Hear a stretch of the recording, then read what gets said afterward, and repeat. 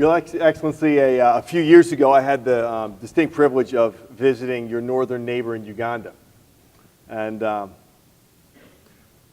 one thing that struck me, I think, most deeply about my time there was as I entered every town and village, folks would come out walking, singing, celebrating, saying, "You're welcome, you're welcome, you're welcome." And in the United States, you know, "you're welcome" is something we say once we've received something. Say, "Thank you, you're welcome. Thank you, you're welcome." And it struck me that my new friends had really gotten this term and this phrase right. As we walk up, as we meet new friends, we want to receive them and let them know they are welcome. And Your Excellency, we want you to know, as Charlotteans, as citizens of the United States, you are welcome here.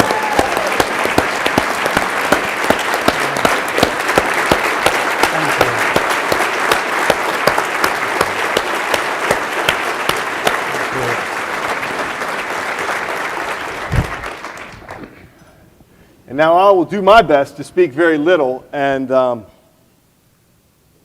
give you the opportunity to share what's on your heart, to share your story that I think we are all so eager to hear. So if you would, in your own words, please share the story of Rwanda and what it's walked through as far back as you would like. And I think what many of us would love to hear from you as a leader as well, because we tried to fill this room with leaders, men and women of impact, who could receive your words and go out and multiply the impact and effect of them. So talking through your personal journey of leadership as the events in Rwanda have unfolded over the last decades would be something I think would be a great gift to all of us. Well, thank you, Casey, and I wish to thank Tim Scott, Senator, and Andy, my friend, and the distinguished ladies and gentlemen here in the audience for a warm welcome you've extended to me and my delegation, and for giving us this time to have a conversation with you. In fact, when Andy was making the introduction, first I thought maybe there would be some level of confusion when he talked about Uganda and then Rwanda. Sometimes people confuse, and in fact, because I have also lived and grown up in both countries, it's not clear which one I belong to. Sometimes they think, some think I'm the president of Uganda, others think I'm the president of Rwanda. So I want to make it clear, I'm the president of Rwanda, and that's why I grew up as, my family went into exile when I was 4 years old. That's why I grew up in a refugee camp for over 20 years. Like many other Rwandans, there were many in Uganda, others who grew up in Burundi, in DRC now, which was Zaire then, others Tanzania, the whole of the East African region, and quite a number of others in Europe or United States. So my story, or the story of Rwanda, in a sense, mirrors many other stories on our African continent. But there are also differences. So as I grew up as a child, similar story like Andy told, going to school barefoot, and crossing rivers without knowing how to swim, a similar story. Maybe the difference, I've learned to swim after time. He hasn't yet. But the same story, pretty much the same story. So when we grew up, and the many other young people, we thought about why were we refugees? Why were we stateless? why would anyone or anyone's family live in a refugee camp almost forever, like mine and many other families did? So therefore, as we grew up, the question became clearer and clearer that there were issues to resolve that made us stateless. And the issues to resolve started with back where we came from, and that was my country, Rwanda. So that's how, when I try to cut the long story short, that's how we got involved in the liberation struggles. For me, two, one in Uganda, another in my own country, Rwanda. In Uganda, there was a liberation struggle that we participated in when I was very young. And then that's how I got to have what it took to be able to participate in the liberation of my own country, Rwanda. And this was long before the genocide that took place in my country. We saw 4 years of a liberation struggle, armed struggle in my country, and then followed by the total destruction of the country, where over 1 million people lost their lives, and most of those are our parents, our relatives, our friends, every family in Rwanda was affected, in fact, by this, one way or the other. You either had members of the family that became victims, or you had members of the family that were perpetrators. Yeah. So there is not a family in Rwanda that did not lose one way or the other. So 1 million people 1 million for were sure. killed. Yes. And how many, what's the total population?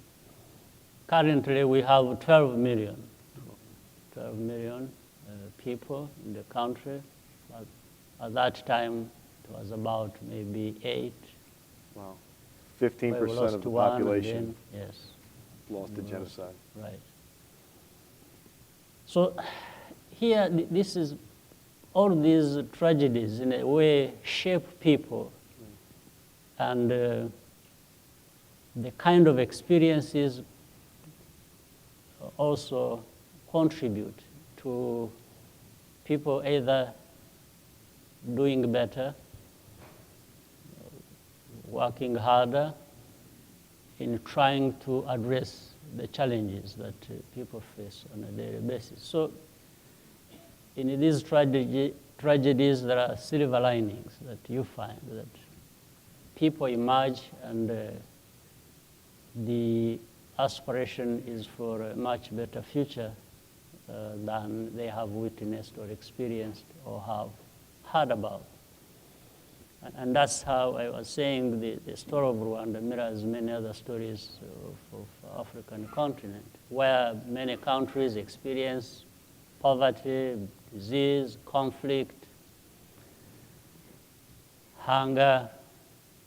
But at the same time, we've seen transformation take place, where countries are now developing, and there is prosperity coming in.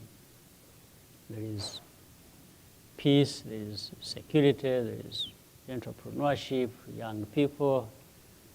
In my country, 71% of our population are under 30 years old. Wow. Yes, 71%. Wow. 71% under 30. Yes. Wow. But that is similar to other parts of the continent. Yeah. It's so close to that. It's about that. It's either between 60 and 70%.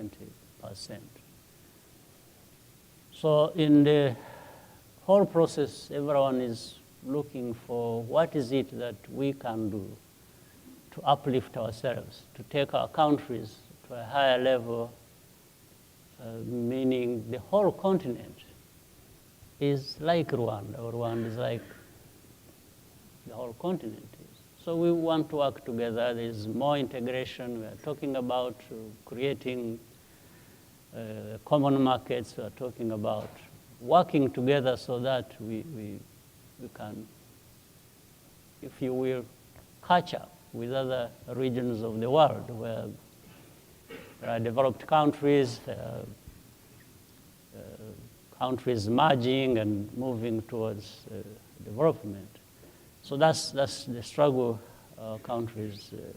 And we don't allow ourselves to get lost in our history, in our tragedies. Because if you do that, then that's where you stay. Yeah, yeah. So what we have tried to do is to make sure that, yes, we have learned lessons with these tragedies, but the lessons should be able to inform us as to how we shape our future. And that has also taught people to value not only themselves, but others. In Rwanda, we cannot work toward prosperity leaving anyone behind. Then it doesn't make sense. So the conversation is, how do we invest in our people? How do we make sure that everyone moves along with us forward? That speaks to the kinds of investments we have made in education, in health, in making sure that there is participation in politics, in governance, in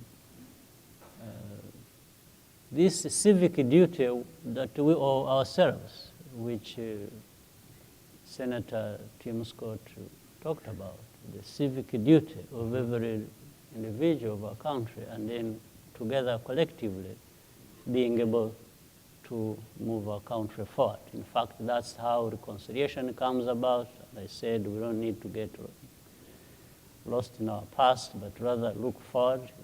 So we try to bring all the sectors of our society together to speak with one another, to find value in each other, to be able to move together forward. And I think there has been good progress, which is the real foundation of the future we want to shape. Yeah. I think that'd be something that we would love to even hear more about, because oftentimes, Senator Scott alluded to in our own nation, we look at a lot of problems, we look at a lot of divisions, we see, we like to point fingers too, right? Yes. I'm in the private sector, I like to point fingers at the public sector. Hey, it's the politicians. The politicians say, hey, it's the business owners go, hey, it's the church. We say, hey, it's the education sector. I know you've had three tenets: unity, accountability, and a big vision that have served to really unite the nation and bring. I wonder if you could talk to us some about how it is you've made the opportunity that folks are living into greater than the opposition they have to working with one another. You know, I also let you know that in many cases when you have talked about unity and working together and bringing everybody to, some people have misunderstood us, and we've been greatly criticized for it, because the idea here is the people question and say, how do you bring everyone together? Yeah.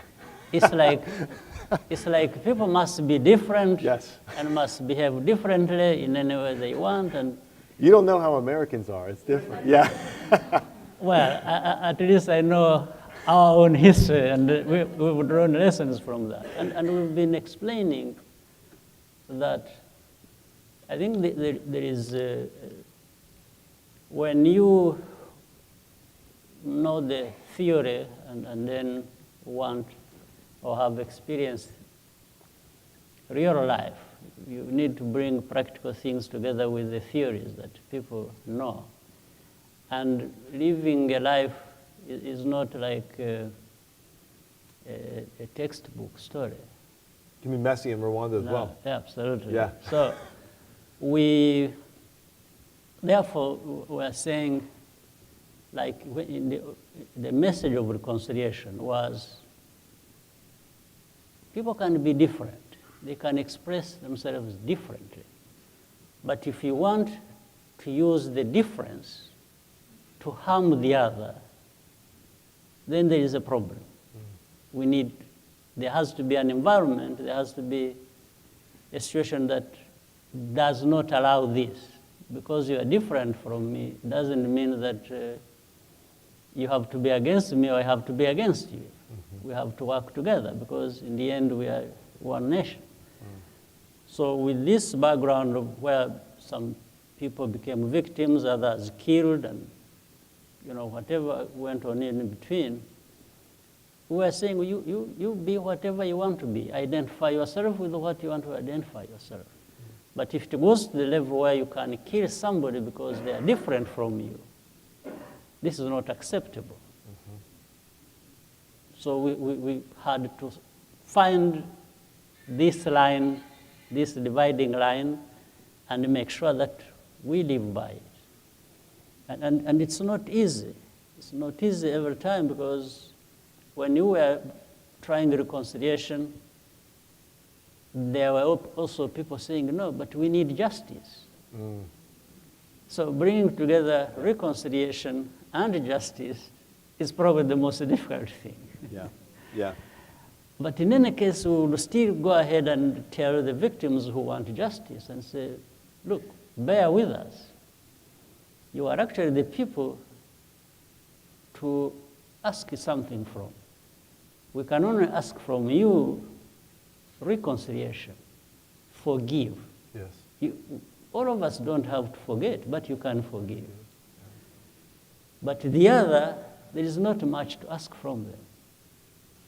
If you were a perpetrator, if you killed, what do we ask from you?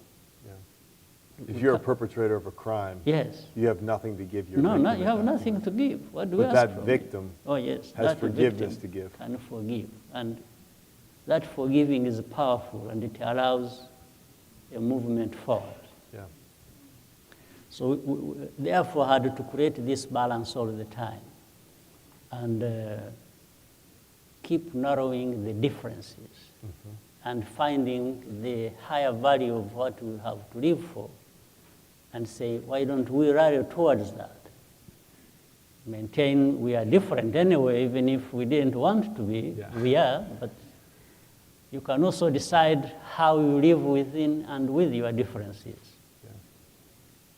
So that commonly you benefit from that. And that's the complexity of the situation you have had to manage.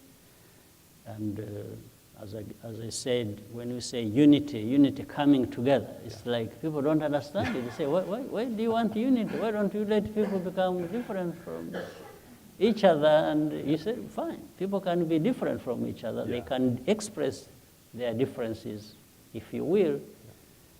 But at the same time, we can't allow a certain line to be crossed. Right. Because if you cross it, then you go to the tragedy we had in Rwanda. Yeah. We can maintain unity of purpose. Absolutely. Right. While having differences of approach. So therefore, that's how we came to talking about unity, but of course, unity with accountability. And then what else do we do after that? We have to think of how do we propel ourselves, our nation, forward as fast as we can, and be where others are. When we look at developed countries, look at here in the United States, we ask ourselves, they say, why can't we be like United States? Oh, please be better. Yeah. Please be better. Yeah. No, the people. Whatever you may blame yourselves for, maybe it's politics, but it's not the people. So people, later on, how they decide to manage themselves, that's a different issue, but they have achieved this level of development that everyone wants to aspire to. That's what I'm talking about.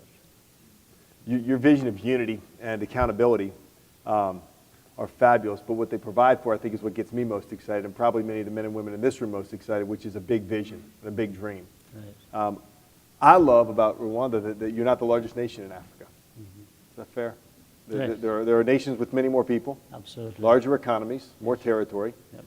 Yet, you're setting a standard and a standard of excellence and leading the way in now one of the largest continents in the world. Right. I think for those of us that call Charlotte home, we see some parallels we hope maybe for that we could live up to. And while we might not be the largest city in America, while we might not have the most That's right. folks, the most territory, we might not be the one that foreign dignitaries visit the most often, we have an opportunity. We have an opportunity if we commit to unity of purpose, if we commit to accountability with one another, and then we have a big vision for what that could mean for our nation, to see a city really come together Right. to transform the experience of all people. Because I love what you said, that man, we say sometimes as the tide rises, all the ships in the harbor rise with it.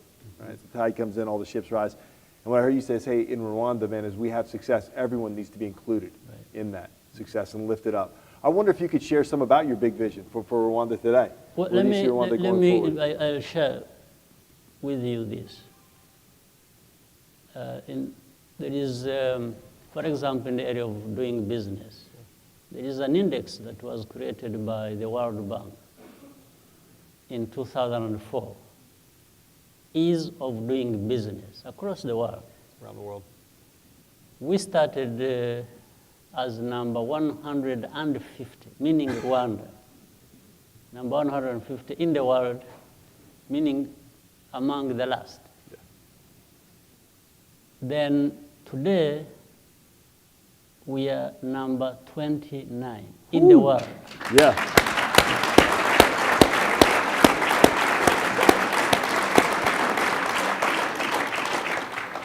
Number 2 in Africa.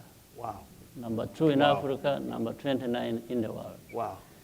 In fact, in the world, as the fastest reforming country in the world, the number 1. Wow. So, as you rightly said, we are not anywhere near to being one of the biggest countries you could think of. Yeah. Absolutely not. We are a very small, landlocked country in the heart of Africa, 12 million people, with all the complicated history that we are talking about. So this can only come out of looking beyond your size, your location, and saying what is it in terms of values, what is it that is going to drive us, that is going to raise us to the level where we want to be. And that is the choice we made.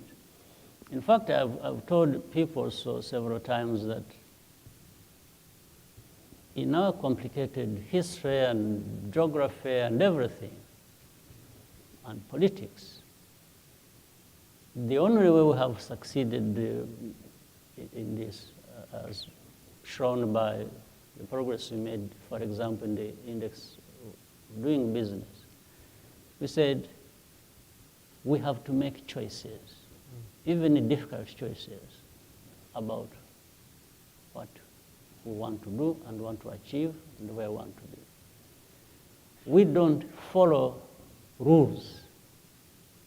We follow choices. There is no rule book for us. You know, there is a tendency that the world has a rule book. Everyone reads from and say, we are going to do like this. No, we say, no. For us, we have the freedom to make the choices. You can read the rule book, you can do whatever you want, but we finally make the choices. Which way do we want to go? How do we go there? How do we bring everyone to come around these choices? And then if things work for us, we gain from that, we celebrate, we are happy, we move on. If they don't work for us, we don't blame anybody. We just look back and say, where did we get it wrong? How can we correct it? And so that we don't make other people's mistakes in the end, because we have had this kind of relationships in the world, where people come and dictate to you what you must do. Yeah. In the end, when things go wrong, it's you. It's not them. Even if you actually did what they told you to do, Yeah. Yeah. they'll be the ones to turn around and blame you for Yeah. it. Yeah. So these are lessons we have learned through these hardships, and so we keep going forward on that. Keep a posture of learning. Keep innovating. Mm. Yeah. Throw out the rules. I like that one a lot. So women, Can I use that at my house? yeah, women in our country, 52% of our population, they stand at 61, 62 now percent of our parliamentarians. Yeah. The parliament is 62% women. 62. Yes. Yeah. Come on, women. Come on. Thank you, Pamela Powell. Another woman in the audience, stand up. I think my wife was standing up with her. We have 50% of our cabinet, the ministers. Yes. The cabinet ministers are women, 50%. Yeah. We have 44% in the judiciary, in the system. 44%. 44%. Yes. I want to make sure you guys are catching all these stats because there's been some clapping, but you could do a little more justice. This was 62% of parliamentarians, Yes. women. 50% of his cabinet, women. And 42% of judicial officials in the nation. 44. Yes. Thank you, Harvard. Thank you. I was with Tim. So we can go on and on and on, but what I'm trying to say is that while people are struggling to give justice to our societies, when it comes to women, and we find in most cases are marginalized. This is one area we also concentrated on and made sure that they are part and parcel of the whole society as we move forward. And by the way, they have equal pay. Equal pay. For Equal pay. There you go. There you go. Come on. Thank you, Mayor. Thank you.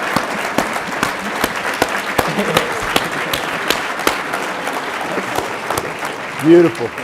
Beautiful. No, So- isn't this fun, making new friends? I mean, isn't this fun? Is this not fun? If you're not enjoying like getting to hear stories from around the world, being encouraged by other nations, other great leaders that are, I mean, I will bet that you walked into this room and you've already taken some things away that you had no idea about, you didn't know about, man. Just the gift of this time together has been So fantastic. in our small place, in a place many people don't know, maybe here in Charlotte, people know Rwanda, but if you went to some other place, you just say, where is that, or what is that? Not too many. I think we're gifted to sit with, you know, the man that Forbes made the most influential leader in Africa. Mm-hmm. So just appreciate the gift that we're receiving during this time and the great, hard, pioneering work that you and the people of Rwanda have done for 30 years. And it's I think a beacon of light to us. It's a place of hope for us and a lot to learn. We have children enrollment rate of the first 12 years of education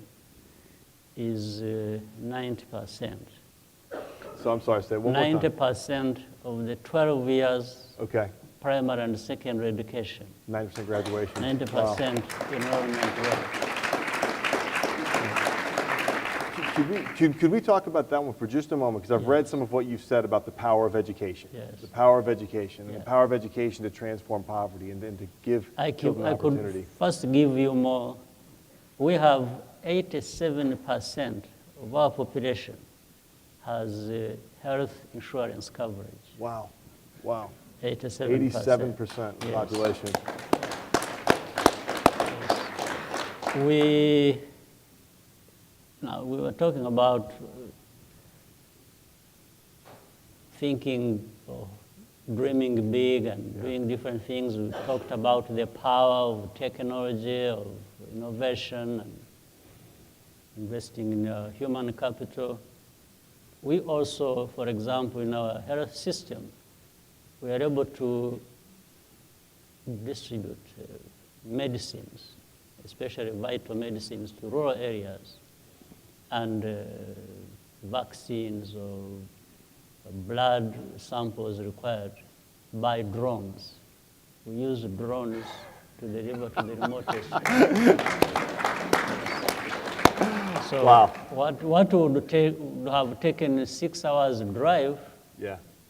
6 hours, 3 hours, and so the drone would take about maybe for the 6 hours, 30 minutes. Wow. Yes. Wow. A 30-minute drone So this flight. has, yes, it has. So there are many of these things which we've been trying to put together despite our history and everything. We are really driven to leave this past far behind us without forgetting it, but wanting to move as fast forward as we can. And I So we think, can talk about education. You wanted to yeah, I talk want to hear about education, but I'd love to just hammer that point you made of said without forgetting, Yeah. without forgetting, and without forgetting what we've come from. Because in many ways, the stories I've heard from pastors and friends who have come and shared some of the stories of reconciliation and the rebuilding work of Rwanda were anchored actually in the pain. They were anchored in an understanding of what can happen if racism and classism are allowed to persist. And then the devastating results that those things can lead to, and then an even more redoubled commitment to seeing those things put aside, to seeing forgiveness happen in society. And so in many ways, I think you'd never want to forget, right? That incredible lessons that you all learned. And we have seen this permeate throughout the levels of society. Even ordinary people in their rural settings understand this message. And we've been talking to one another about this message. And, it seems everyone gets it. Yeah. And it is also has become a driver of what we are trying to do and achieve for ourselves. So I have a selfish question. I get to be up here, so I get one, and we're going to allow some folks, I think, to ask some other questions if we have time for that. Andy, a couple questions. But mine is around education. It's something I've been passionate about. And in the U.S., look at the education of the school as an institution in our society that actually provides a pathway, an on-ramp into opportunity for children that are born into poverty. And so we've been very active in trying to think through how to bring educational opportunities to children born into poverty in the United States. I've read some of what you've written about the importance of education, of helping lift children and actually just kind of create generational opportunity in Rwanda. Would you share some of your perspectives on the importance of education and the role it's played in this story? Well, education is the most important investment we can make in our people, as is very clear, I think, to everyone. Like in our case, Rwanda, we aren't as much endowed with the natural resources or some of the things big countries have. But we've focused on what we know is our main asset, our main resource, that is our people. So education is even more important in this sense, that when you have equipped somebody with education, that tool takes this person anywhere they want to go. And therefore, you imagine from the person to a nation, it's the same thing. It takes the nation wherever it wants to be, just with the investment in education. But of course, with education alone, you need people with good health. So that's why for us, in fact, between education and health, this share about 30% of our national budget. Healthcare and education. Yes, 30%. 30%. Wow. So every year, year in, year out. So this is how we value education. So with education, you don't go wrong. It's an investment that doesn't go wrong. Investment in people. Absolutely. There's no question about it. Fabulous. Yeah. Well, I think we're going to give the audience the gift of some questions. So, Andy, start us off. Hi, my name is Allison Shigo, and I actually had the privilege of being in Rwanda in 2008. I worked on a film called Women, Power, and Politics, and I fell in love with your country. It's absolutely beautiful, and I also, like you said, really fell in love with the women there, who are doing so much and have come against such odds and really have lost their entire families, and yet had the conviction and strength to serve and to want to be part of rebuilding the country. I was also very impressed by the women in business. So many women that ended up starting their own businesses or taking over businesses after they lost their husbands. And so my question is, in terms of investment and economic growth in Rwanda, where do you see the greatest opportunity for women and women business owners? Yeah, thank you. Well, for women, the way we have been approaching it, which we thought was fair enough, is first of all, we concentrate on making sure that these gaps that have been there in the past between men and women are narrowed. But as we do that, we also want to create, to invest in our society as a whole and stop this whole thing of investing in women alone or investing in men alone. We just narrow the gap and then allow every Rwandan to move forward. So in the programs that have been there to encourage women to go into business and even support them, there are women organizations that are local to our situation. So they have been getting access to capital for them to be able to do different things as they wish, in as far as filling this gap also is concerned. And then there is the whole umbrella where we want to facilitate every Rwandan to be able to do business, not just putting all the resources or concentrating on women alone. But the initial effort of investing in their education, women education, and again, education generally, keeps helping us to narrow this gap and then having to realize everyone being able to move forward. Like we have created business development centers across the whole country by district.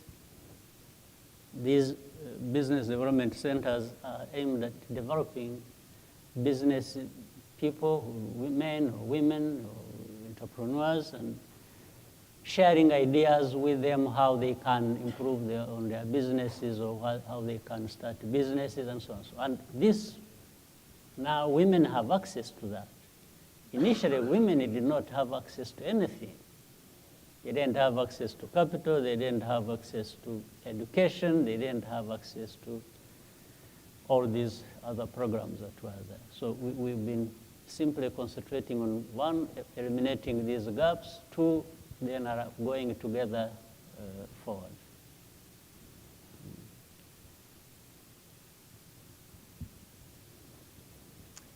Mr. President, we're really glad to have you here. I'm Jennifer Roberts. I was the mayor of Charlotte until 2 years ago. And we are so grateful to be able to learn from each other. I'm very interested in your emphasis on education. And specifically would love to hear more about how you are working with technology. Because one of the challenges we have here is that we have 20,000 households in our public school system where the children have no computer at home and no internet access. And that digital divide is exacerbating the income gap and the wealth gap with the rich and the poor, with minority students, et cetera. And I know that Africa has struggled with infrastructure and technology, so I'd love to hear more about how you've confronted that issue. Thank you. I think that's a good question. We have also identified technology as indispensable enabler in all of these things, whether education or health, as we are talking about. So what we did, we have invested in infrastructure that will support technologies. For example, in our country, we have laid fiber, about 4,000 kilometers length of fiber across the country to districts, to then later on to homes and other premises. The second, about close to 15 years ago now, close to 15 years, we invested with somebody, Professor Negroponte of MIT. We worked with him. He had developed a computer, a laptop, rugged and, that has many applications to it that would help kids learn computers. And we had a project called One Laptop Per Child. So our ambition was to have every child, school-going child, with a laptop in his hands or her hands. We had 2.3, we have roughly now 2.3 million children going for primary school and lower secondary school.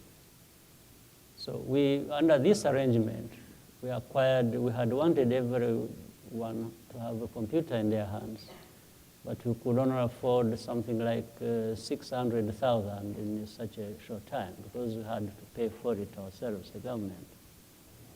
So what we did anyway, we converted it to a situation where now kids would share computers, so that maybe one computer per every 6 children. And that means on Monday, one child will go with the computer, Tuesday they go home with the computer, third another one, on Wednesday, and so on, so that it rotates, so that every kid has hands on the computer at least once every week, because they have their turns and so on, as we increase the numbers so that everyone can.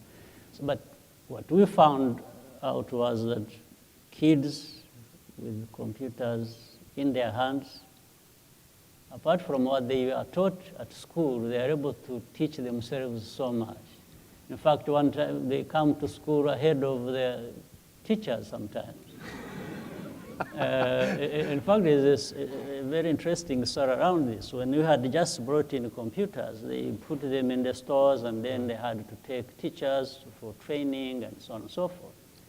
But the kids said, no, but why don't you give us computers while you're still training So we told the schools to allow kids to go home with their computers, first time. Breaking rules. Yes, but when the teachers were undergoing training for 3 weeks, by the time they came back, the kids were ahead of them. Wow. So they were able to, so that is how we are only limited in a way by, not having always sufficient means, but we already have a good measure of what technology does and what kids, young people are able to do once they are given this opportunity.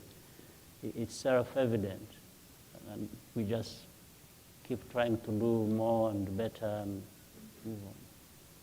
Fabulous.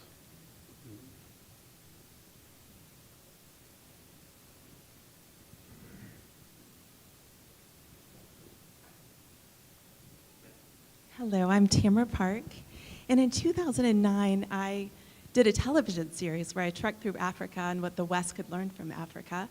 And when I got to Rwanda, I was so struck by your spirit of innovation. So just building on your question, I was wondering, was that a united vision to bring the country together through innovation? It seemed like that was contagious when I was there in 2009. Thank you. The ideas come from different people or different parts of society, but quickly identified as something that is useful to the nation. So we run around it and carry out mobilization. And especially we are helped by demonstration of some of the successes or progress that are made in the course of doing what has been chosen to be done. So that's why, so in Rwanda, that's why I said there is a silver lining in one sense. On one hand, in our history, a country torn apart, so divided, and so on. Now, today is another extreme. People rallying together, coming together around everything that has been identified as something that can, improve their lives and take them forward. For people to come around what has been identified as working and productive for us, I don't think it happens anywhere else at a faster rate. Yes. But I tend to connect the two. It's one extreme leading to another extreme. Yes, it's like people want to leave this extreme division and hate and the misery that came with it and death and so on. It's like they are so eager to leave this behind to something that can now restore some sense of sanity, if you will, and being together and doing things that should have been in place in the first place. Okay, we have time for one more.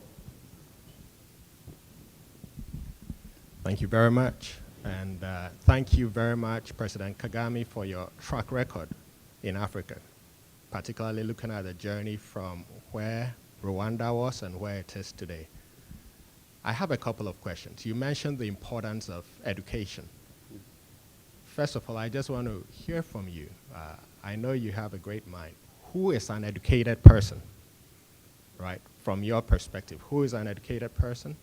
And the next question is, this year in the United States, in August, particularly the 19th, it will be 400 years since the first enslaved Africans. Since? 400 years since the first enslaved Africans Yes. arrived in English America. And it is a historic moment, an opportunity for real reconciliation within the United States across race, class, and the like. Beyond the first question of who is an educated person, would you consider bringing your lesson from the pilot of Rwanda, deep in the heart of Africa, to help and bring about reconciliation in the United States? Thank you.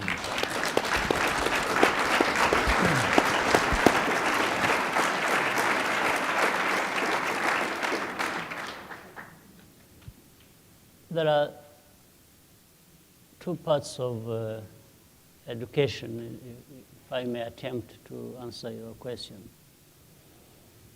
One part is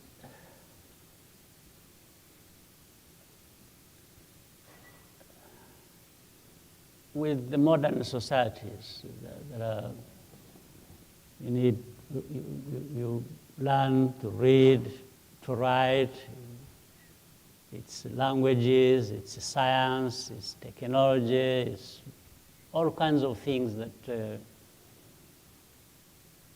as things have evolved in our world, there is that process they call learning, education, and so on.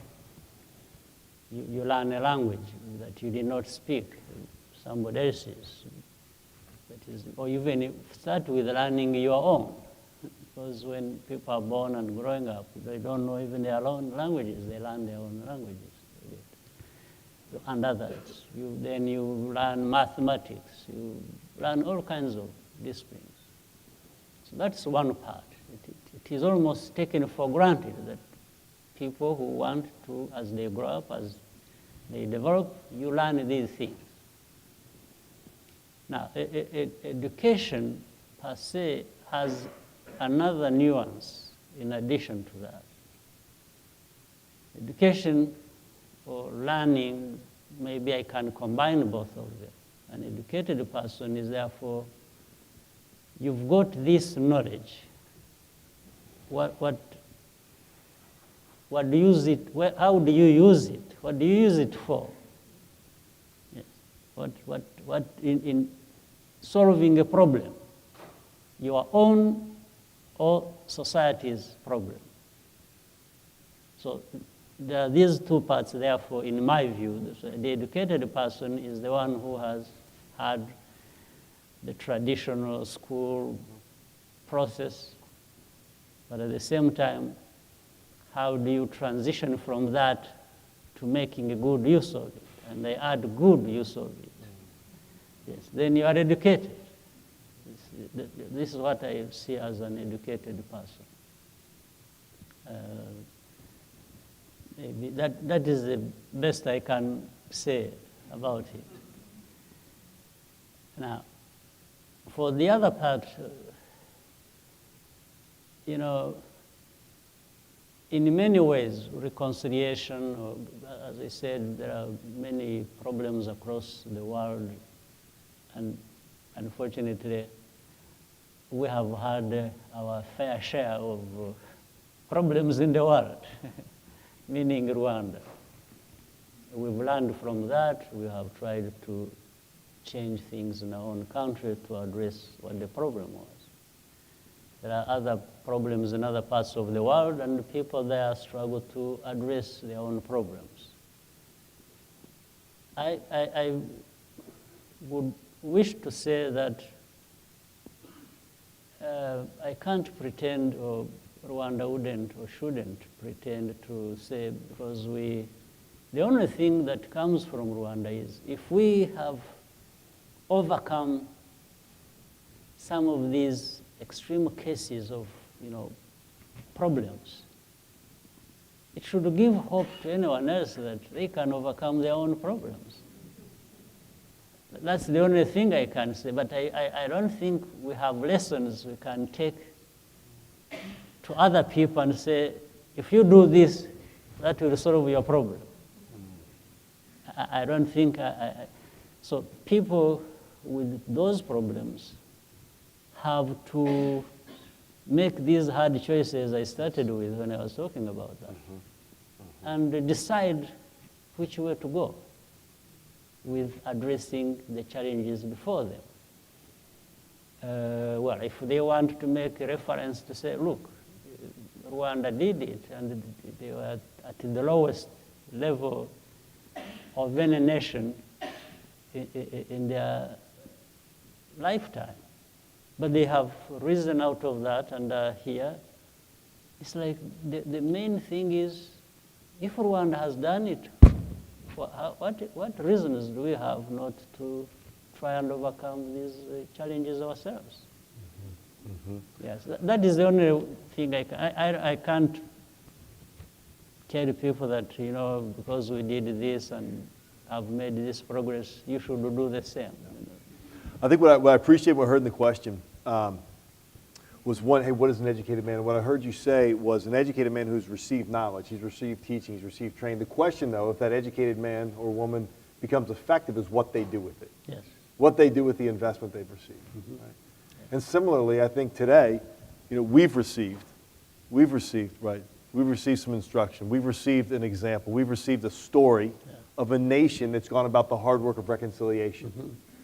The question for us as we do remember the past, because we need to be anchored in the truth of the past and have clarity on it. As we do remember the past, what are we going to do with these great lessons we've learned? Right? What are we going to do? How are we going to put these to action? How are we going to steward this investment that you've made in us today? Absolutely. Right? So I don't think you want to be alone. I don't No, think you want to be the only absolutely nation not. that's pursuing No, innovation. absolutely The only not. nation that's lifting up women in power. The only nation That's that's true. leading the way in prosperity and Absolutely. innovation. You don't want to be alone in this. Absolutely. That's why, in fact, we share our own experiences with all the African countries. Yes. Yes, we across. In fact, recently I have had the opportunity to lead the African Union. That's about 55 countries. I have been the chairman of that organization, the African Union, for 12 months. And throughout the 12 months, my message was just as we were discussing here. It's like Rwanda is part of you. Yeah, you and you are us as Africans. This is what we went through. Well, even before you tell them, they tell you because they know that. And they want to say, how have you come from here to this point? And we tell them the story. The only thing is to tell the story and say, this is how we did it. It may work for you, it may not work for you the same way, but certainly there are certain things, at least in terms of mindset, in terms of a mentality that is developed, and the choices you make, and the lessons learned, anybody can solve their problems. But nobody is going to come to address your problem. Yeah. No. Yeah. It doesn't, you can even, we have had this experience and we tell our friends and partners, we say, sometimes they have come with lessons to teach us how to, and then we humbly told them we appreciate we appreciate your support and your sympathy and willing to be with us, but this life here lived by these Rwandans, they can only be the ones to lead the way in addressing it. Yeah. The rest will just be help, support, sympathy, and but you don't want to replace anybody in addressing their own problems. Yeah. You can't substitute. Don't rob them of that No. gift to address them. Yeah, and the dignity found therein. Now Rwanda is a nation that's looked up to around the world as an example of what it looks like to create all these attributes that we would love to have, whereas 3 decades ago that wasn't the case. But you weren't robbed of it, it was done yourself. Absolutely. We can only share ideas, experiences, but when it comes to doing what makes the difference, it's you to do it. Yeah. Yes. Well, Your Excellency, as you said to the African Union that Rwanda is part of you, I would say to you, hey, Rwanda is part of us. Part of us. We're part of a global, right, a global people group. And I thank you, brother, for coming and sharing your story that has benefited us so greatly. And my challenge, I think, to all of us, our challenge here today is to take and receive these teachings we've had. Take and receive the hard lessons that Rwanda has learned and has modeled for all of us. Take this picture of hope, this picture of transformation, this picture of what can be, and move forward together in unity, in accountability, and with a big vision, with a big vision of what we could collectively do together. Somewhat a nation, Africa needing a vision. I think our nation needs a vision. Our nation needs a vision of a city that rises up, that comes together, that looks pragmatically at problems, not from political ideologies, but really from a solutions learning-based orientation. Big countries need even a bigger vision.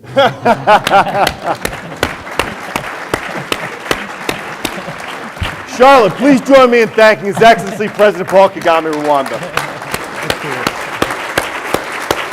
Thank you. Thank you. It was a pleasure.